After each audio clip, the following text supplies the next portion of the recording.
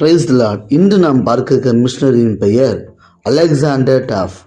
இவர் 1806 ஸ்காட்லாந்தில் பிறந்து இந்தியாவுக்கு வந்து கர்த்தருடைய ஊழியத்தை செய்திருக்கிறார்கள். 18ஆம் நூற்றாண்டின் ஆரம்பம் இந்தியாவின் வங்காள மாநிலம் கிறிஸ்துவை அறியும் வாய்ப்பினை பெற்றது. பல மிஷனரிகள் வங்காளத்தை உயிர்மீழ்ச்சி அடைய செய்தனர்.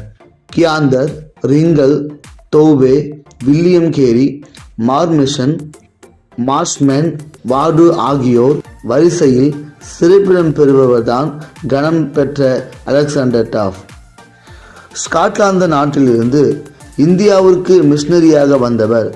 வரும் வழியில் இருமுறை அவரும் அவரது மனைவியும் கப்பல் சேதத்து நின்று தப்பினார்கள். பின்னர் பல இன்னல்களுக்கு உட்பட்டு 1830 கல்கத்தா வந்து இறங்கினார்கள். இவருடைய சொத்திறனும் எதையும் சாதிப்பதற்கான ஆற்றலும் படைத்தவர்.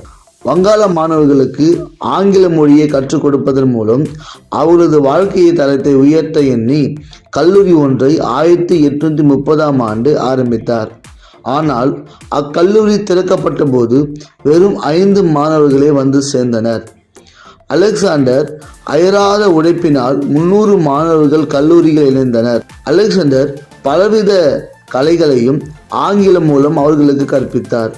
மக்கள் கல்வியில் முன்னேற்றம் அடைந்ததால் தங்கள் சமுதாயத்தில் உள்ள குறைகளை மறையச் செய்தார்.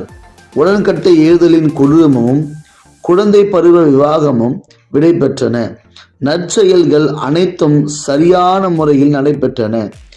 ஆங்கிலத்தில் கிறிஸ்தவ நற்செய்தி கூட்டங்களை அலெக்சாண்டர் ஆரம்பித்து அநேகரை கிறிஸ்தவ போதனையில் வளர செய்தார்.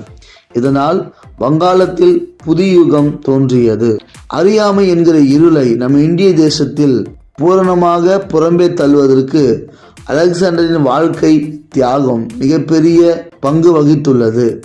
எனக்கு அன்பான தேவ பிள்ளைகளே, நம்முடைய இந்திய தேசத்தில் தலைவிரிச்சு ஆடின உடன்கட்டை ஏறுதல், குழந்தைகள் திருமணத்தை ஒழிப்பதற்காக இப்படிப்பட்ட மிஷனரிமார்கள், இதை மாத்திரமல்ல அநேக மூட பழக்கங்களை ஒழிப்பதற்காக அநேக மிஷனரிமார்கள் வந்து தங்களுடைய உயிரை தியாகம் செய்திருக்கிறார்கள். இப்படிப்பட்ட மிஷனரிகளுக்காக கர்த்தருக்கு நன்றி சொல்வோம்.